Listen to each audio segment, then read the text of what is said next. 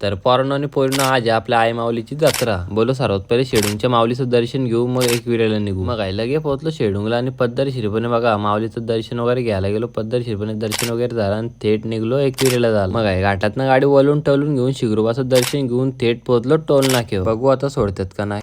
अरे गावठ्यांचा फोटो का नाही कुठला ना कुठला फोटो दाखवून होईल का. फास्टॅग मारला पैसे घेऊन उतरून.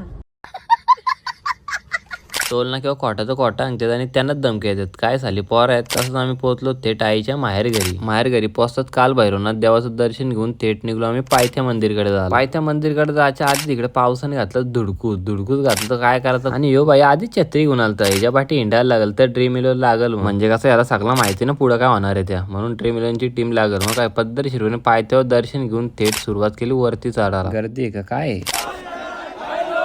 वरती पोहोचताच भयानक अशी गर्दी बाहेर होती. मग बोललो आतमध्ये जाऊन पटकन दर्शन घेऊ दे. दर्शनासाठी जाताचा खतरनाक असा सीन कॅप्चर केला आणि मग गेलो आपल्या आई माऊलीचं दर्शन घ्यायला. पद्धतशीरपणे दर्शन वगैरे घेऊन बाहेर आलो तर खतरनाक असा नाचा विचार लागला. माऊलीच्या जत्रेला येऊन नाचलो नाही तर आपला फायदा काय. मग काय एकदम पद्धतशीरपणे नाचून वगैरे मंदिराच्या पाठच्या साईडून जुन्या वाटेतून निघलो खाली उतरायला. तुम्ही बरोबर एवढ्या पायड्या असून तुम्ही जुन्या वाटेतून डोंगरातून का उतरता. जेवढ्या वर्षी आम्ही जत्रेला येतो तेव्हापासून आम्ही पाठच्या वाटेतून उतरतो, म्हणून परंपरा आपली मोडाची नाही. पावसात भिजलेलो म्हणून शेगोडीचा लाभ घेऊन आलो खाली. बायका कपडे धुवायला तशीच पोरा चपली धुवायला बसलेली. काय झाली तर आहे. मग आम्ही पण निघलो थेट घरी आला. मग घरी आलो. मग कसं वाटलं आजचा मिनी ब्लॉग लाईक करा. मग आपलं आहे ना